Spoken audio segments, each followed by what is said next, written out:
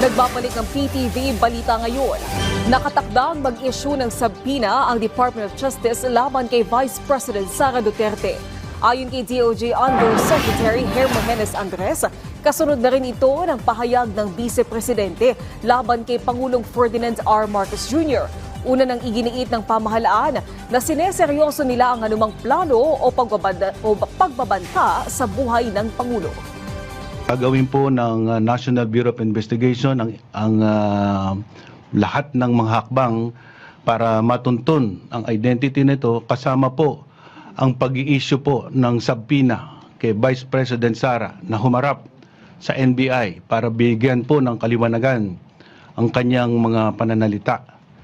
Dahil po diretsuhan niyang sinabi na siya po ay kumuha na ng tao, na siya pong gagawa ng pagpatay hindi lang po sa Pangulo, kasama po ang ating First Lady at ang ating Speaker of the House. Puspusan ang pagbibigay ng tulong ng pamahalaan sa mga nasunugan sa Tondo, Maynila. Humingi tayo ng update, may report si Benji Durango. Benji?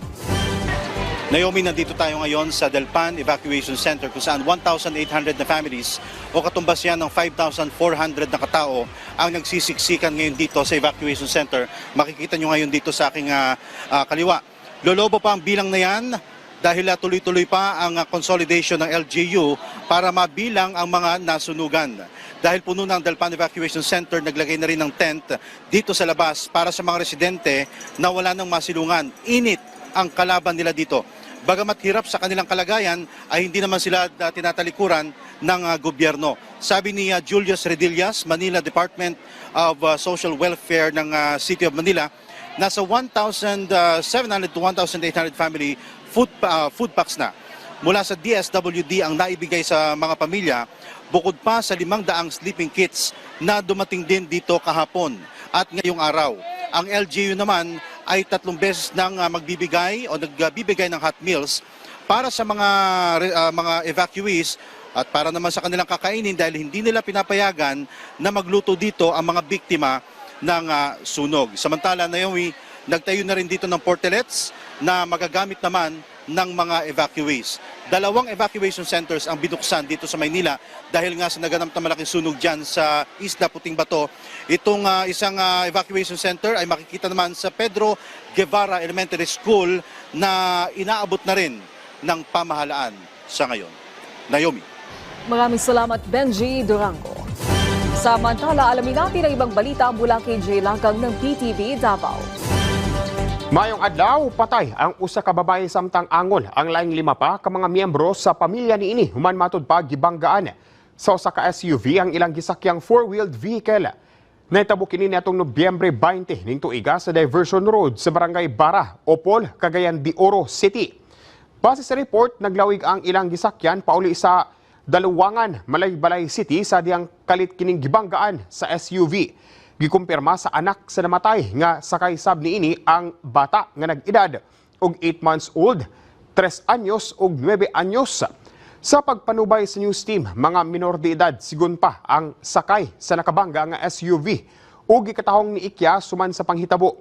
Sa nagkalat nga CCTV footage, makita ang paspas nga dagan sa mong SUV sa diyang nabanggaan ang sakyanan sa mga biktima kinsa anaa sa tukmang lane.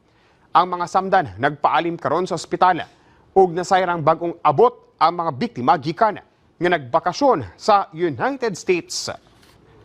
Napulo ka mga agrarian reform beneficiaries gikan sa Barangay Paraiso, Tulunan, Cotabato Province ang nakadawat og electronic titles sa Certificate of Land Ownership Award kon CLOA.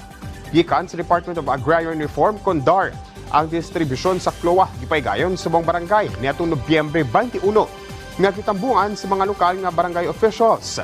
Dakong tabang sumala pa ang sa maong mga benepisyaryo ang mga titulo sa yuta nga ilang giamuma. Karong bulan sa Nobyembre, ana sa 177 ka mga e-titles sa CLOA ang napang-apod-apod. Sa DAR Region 12 alang sa 213 ka mga agrarian reform beneficiaries sa Tibok Region 12. Kana gilangkuban sa kapin 227 ka hektarya sa Luna. Ubos sa support to parcelization of lands for individual titling kon split project sa gobyerno. Huwag mo ka to mga nag-unang balita din sa PTV Davao. Ako si Jay Lagang. Mayong adlaw. Daghang salamat, Jay Lagang. At yan ang mga balita sa oras na ito. Para sa iba pang update, i-follow at i-like kami sa aming social media sites at PTV PH. Ako po si Naomi Tiburcio para sa Pambansang TV sa Bagong Pilipinas.